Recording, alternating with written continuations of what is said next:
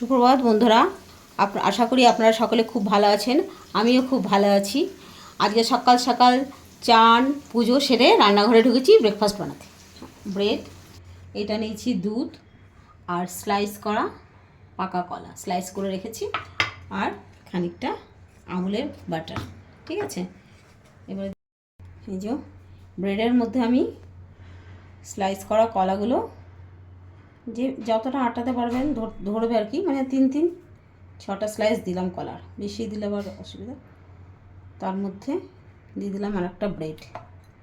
এটা জাগরি গুড়, একটু জাগরি পাউডার সামান্য দিয়ে দিলাম, বেশি না, একদম সামান্য। ঠিক আছে, এটা আপনারা যদি মিষ্টি পছন্দ না করেন না দিতেও পারেন, কোনো নাম মাত্র দিলাম।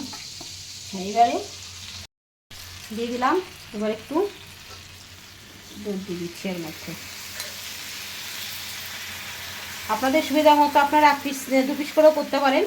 আমার একটু তাড়া আছে বলে একবারে 6 পিস ব্রেড নিয়ে করে দিলাম।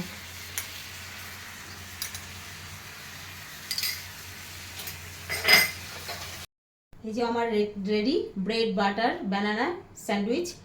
কেমন লাগলো আপনারা কমেন্টসে জানাবেন, বা আপনারাও করে দেখতে পারেন কেমন লাগে খেতে।